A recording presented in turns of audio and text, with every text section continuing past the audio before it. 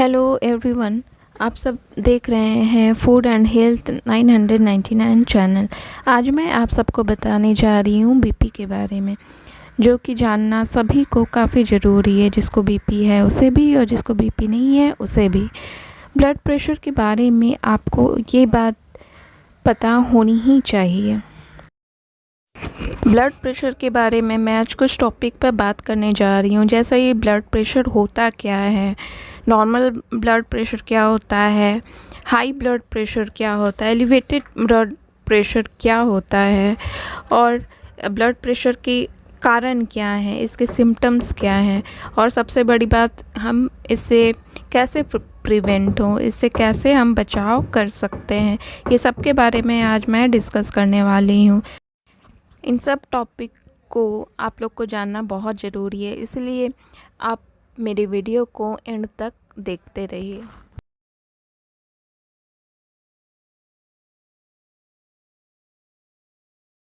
BP यानी blood pressure.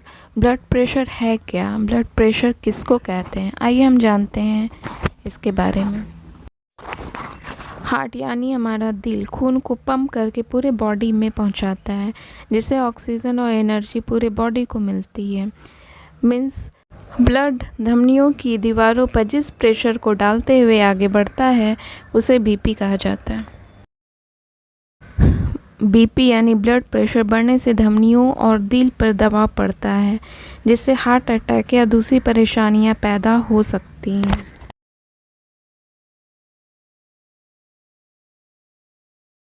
अब आप सबको पता चल ही गया होगा कि बीपी यानी ब्लड प्रेशर है क्या। अब मैं बताने जा रही हूँ बीपी को कैसे मापना है या रीड करना है। बीपी को दो रीडिंग के जरिए मापा जाता है। पहला है सिस्टोलिक रीडिंग और दूसरा है डायस्टोलिक रीडिंग। सिस्टोलिक बीपी वो प्रेशर है जिससे बॉडी के थ्रू ब्लड भेजने के लिए हार्ट का दबाव बढ़ाता है, और डायस्टोलिक बीपी वो रीडिंग है जब हार्ट रेस्ट करता है। इन दोनों रीडिंग को मेज़र किया जाता है। ऊपर वाला सिस्टोलिक रीडिंग कहलाता है और नीचे जो रहता है उसे डायस्टोलिक कहा जाता है। सिस्टोलिक रीडिंग और डायस्टोलिक रीडिंग क्या होता है वो तो अब हम जान चुके हैं। अब हम जानते हैं कि नॉर्मल बीपी क्या होता है। नॉर्मल बीपी जनरली 120/80 mmHg से कम होता है। इसमें 120 सिस्टोलिक बीपी और 80 डायस्टोलिक बीपी होता है। अगर आपका बीपी 90/60 से कम है तो आपका बीपी लो हो सकता है, और अगर आपका रीडिंग 90/60 से अधिक और 120/80 से कम है तो आपका बीपी नॉर्मल है।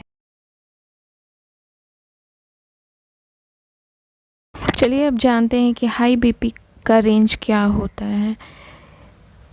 अगर आपका बीपी 120/80 से अधिक और 140/90 से कम है तो आपका बीपी नॉर्मल से थोड़ा अधिक है। आप अपनी डेली लाइफस्टाइल चेंज करके बीपी नॉर्मल ला सकते हैं, पर अगर आपको 140/90 से अधिक है तो आपको हाई बीपी होने का इशारा करती है। इस कंडीशन पर आपको डॉक्टर की सलाह ज़रूर लेनी चाहिए, और दवा के साथ साथ आप अपने डाइट पर भी फोकस करना चाहिए। क्या आप जानते हैं एलिवेट बीपी क्या होता है? एलिवेट बीपी में बीपी नॉर्मल से थोड़ा अधिक होता है। इसमें सिस्टोलिक बीपी 120 से 130 mmHg के बीच और डायस्टोलिक बीपी 80 mmHg से कम होता है।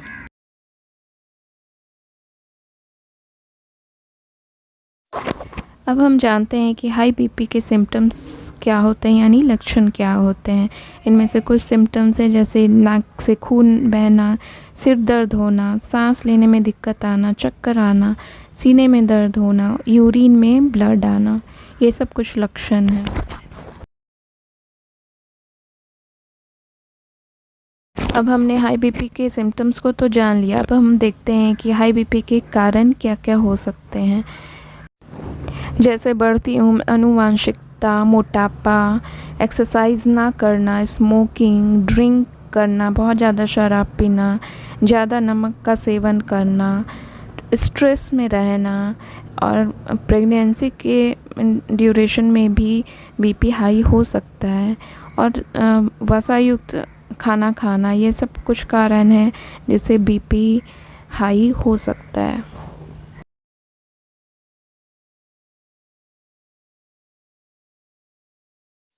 अब लास्ट में मैं प्रिवेंशन की बात करती हूँ।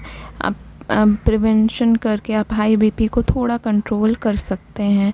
जैसे आपको सबसे पहले अपना वज़न को कंट्रोल करना होगा। अगर आप मोटे हैं तो आप थोड़ा वज़न कंट्रोल कीजिए, एक्सरसाइज कीजिए, जिससे आपको जो फ़र्क पड़ेगा।